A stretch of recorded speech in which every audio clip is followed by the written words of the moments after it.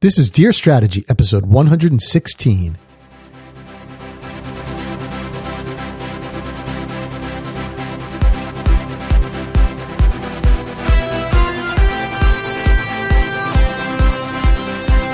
Welcome to another episode of Dear Strategy, where we answer all of your questions about product and business strategy. Real questions from real people in real companies, just like yours. Welcome back, strategy creators, to another great episode. This is episode 116, and we have another strategy question for you, something that someone submitted. So as you know, we're kind of alternating questions and stories, at least for this year. We may change that up as we go, but that's how we're doing it for now. So this one is another user-submitted question, and it's actually a question that is almost an extension. It's not asked by the same person, but it's an extension of the question that we answered in episode 114. If you remember back to that episode, that question was all around how do you match your aspirations to the resource, or the other way around? How do you match the resources that you need to execute a strategy to the aspiration that you have for your strategy? So in other words, you have these big lofty goals, you have this strategy that you want to make happen. Don't forget the fact that you need resources. You need to spend money. Every strategy is going to cost money, and every strategy is going to require investment. You have to make sure that those things match up. So that's definitely an important piece. But this question kind of takes that to the next level. So I'll go ahead and ask the question. I'll tell you how that works. Here it is. Dear Strategy, we are a small company and have trouble finding the resources to execute on tactics. What should we do? So you can see how this is an extension. It's around the same theme of resources. But in this case, I'm going to make the assumption that they've already accounted for the fact that they need resources. They've already listened to episode 114 and followed our advice there perfectly. But now it's a matter of, okay, I know I need these resources. I know I'm going to have to spend money on them, but where do I get them? And so really, really important question, a really important consideration. So happy to talk about that today. So the first thing I'm going to do is try and categorize this. I think I always try and organize my thoughts a little bit to make this easier to comprehend, right? And because these questions tend to be very, very open-ended, they can go down any number of paths. So in this case, I'm going to take it down two paths. When we're thinking about resources, especially for a small business, I'm going to talk about systems and suppliers, right? So these are things that are available off the shelf. You can just go ahead and pick which ones you want to work with and then utilize them. And then I'm going to say the second category are people, like employees, or, whether those are contract employees or full-time employees, whatever else, but employees that you would be hiring. So it's not necessarily another company that's available. It's somebody that you have to pick to bring into your company or your ecosystem. So that's kind of the two categories. So let's talk about the first one first. Tends to be a little bit easier, to be honest with you. So when we talk about systems and suppliers, let me first talk about my small business. So Strategy Generation Company is the company that I own and founded. And I that's the company that sponsors this show and so forth. It's a small company. It's essentially me, and I contract out, to people and so forth as I need. We'll talk about that in a bit.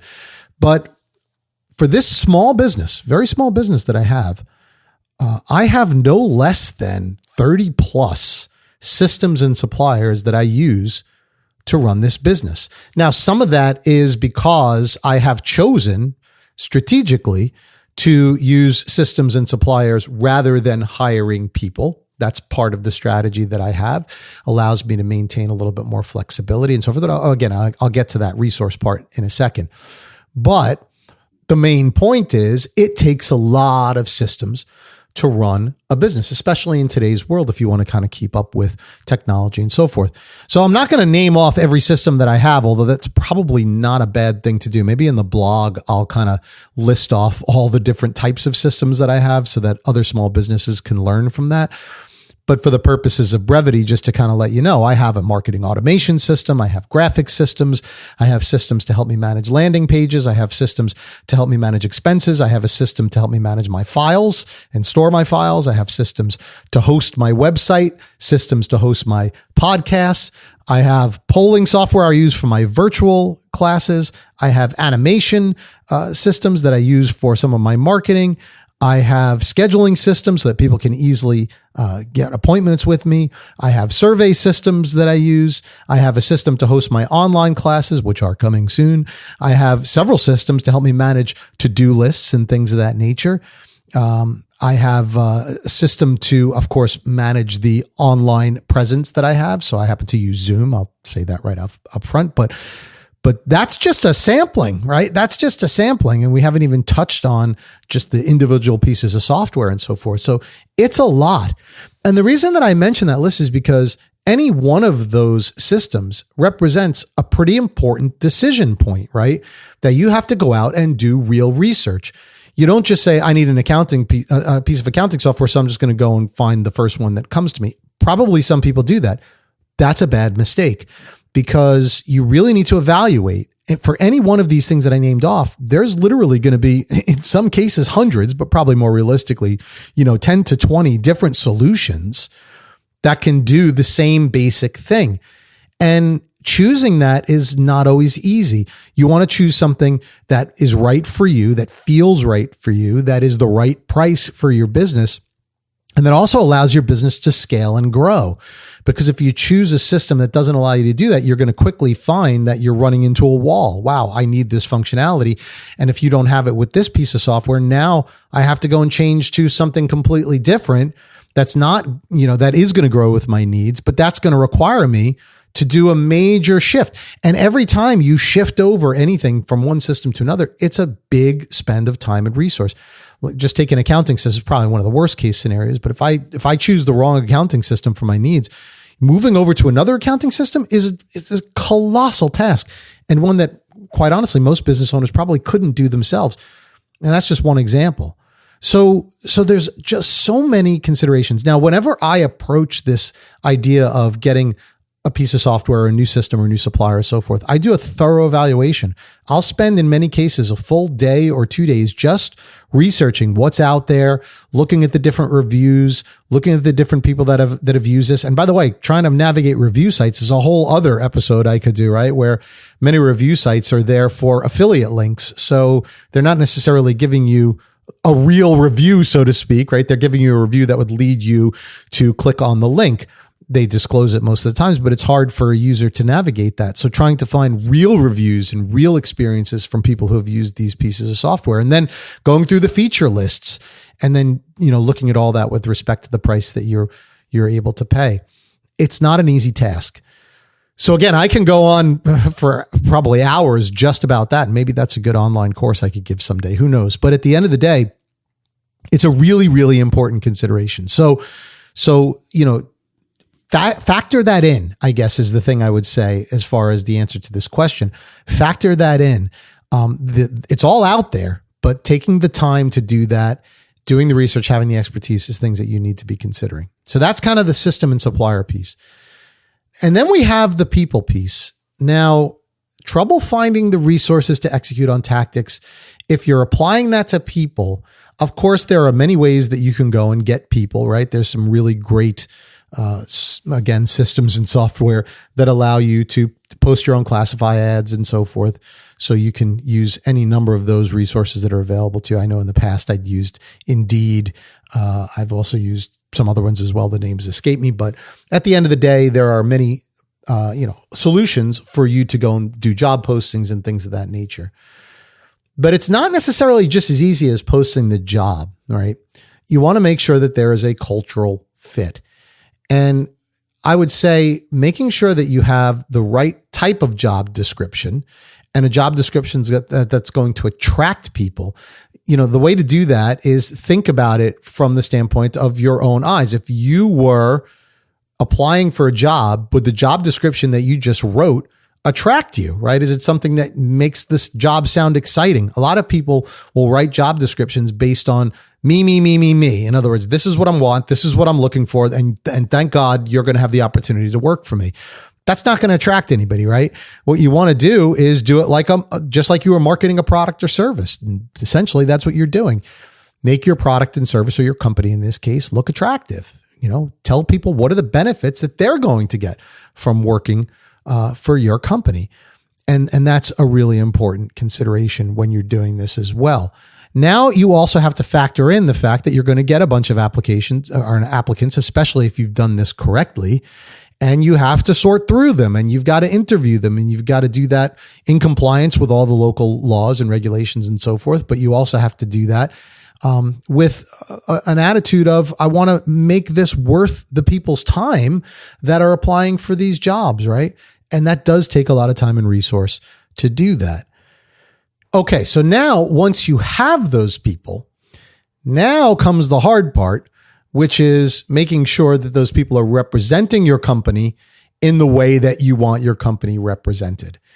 And I know that this is probably a little bit out of scope for the question, but it's a really important consideration because I've seen so many companies just think that they have to grow.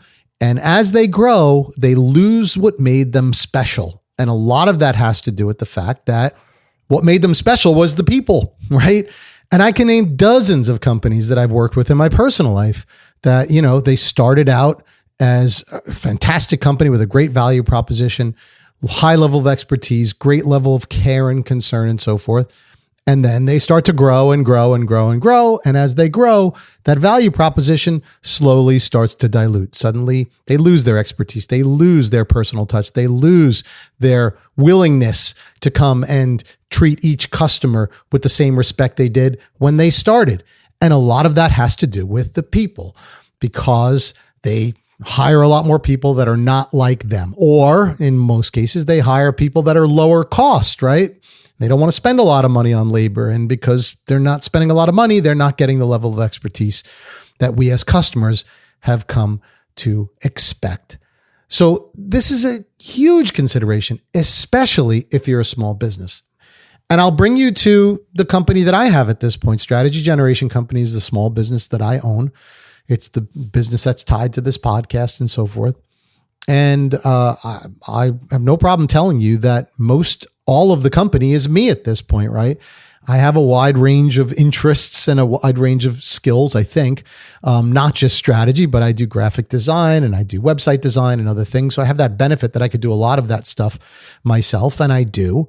And so the company is mostly me. Now I will contract out as I need to, whether that's for facilitation or whether that's for, graphic design, artwork, whatever else. If I need help, I will do that. But for the most part, the majority of what I do is me. And I built that into my strategy, right? My strategy isn't necessarily to grow my business enormously. That may sound surprising, but it really isn't. My strategy is to deliver a level of service and knowledge to clients that I believe they deserve, right? My whole approach has been to take the knowledge that I've accumulated over time and transfer that to clients in a way that makes them comfortable and happy. I don't charge by the hour, for example, right? I don't want anybody ever thinking that if they pick up the phone, they have to be running the clock, right? Otherwise, they're going to pay for everything. I hate that. It's not something I want. I want to help people that I work with. I want to help the clients that I have. I want them to feel like I'm part of their team. And in return, by the way, that usually translates into long-term relationships, very lucrative relationships. That's not what it's about for me. What it's about for me is transferring knowledge in a way that I'm comfortable. And I know that if I hired a whole bunch of people, that value proposition would be really difficult to maintain. So my strategy is that that's not the way I'm going to do it, right? I'm not going to focus on growth. I'm going to focus on service. That just happens to be what I've done. Well, be careful of that as a small business, right? Make sure you understand what your strategy is. If your strategy is growth, do you want to maintain the same level of service that you have if you were one or two people? And if you do, you're going to have to invest more to do that. You're not going to be able to hire cheap labor.